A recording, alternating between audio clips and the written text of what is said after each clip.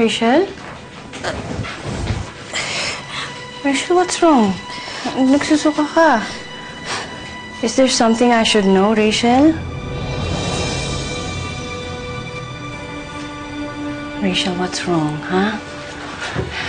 Kahit ano pa yan, sabihin mo sa akin. Kinakabahan naman ako sa'yo, eh.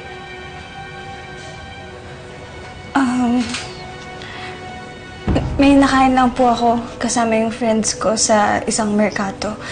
Na-trigger po yata yung acid ko, eh. Ikaw naman, alam mo naman, sensitive yung tiyan mo kung ano pa kinakain mo. If you're not feeling well, sana sinabihan mo yung mga yaya. Di ba ako? O sige, kuha ka talang gamot. Ha? Thank you, Tita.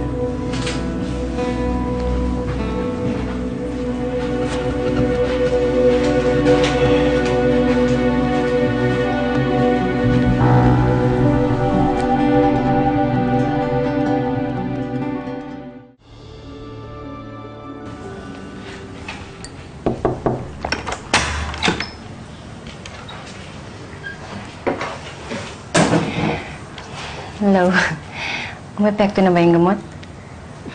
Okay na, Tita. I don't have to take the meds. Thank you.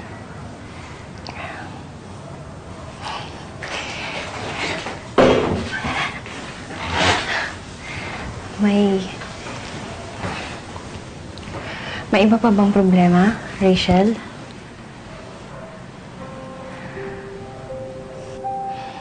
Hindi ko alam kung bakit, pero you don't have to tell me what's bothering you. Just know that you don't have to be alone in this, okay?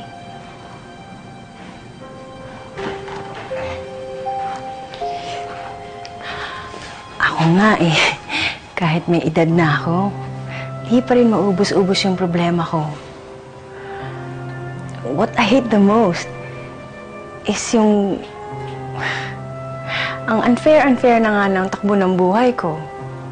Para bang niisip ko, why me? Bakit ba ako nahihirapan? Bakit hindi na lang sila, hindi ba?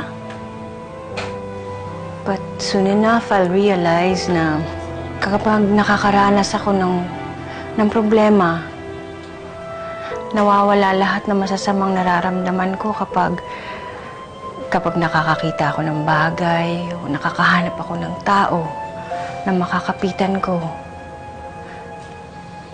Yung mapagkukuhaan ko ng lakas ng loob.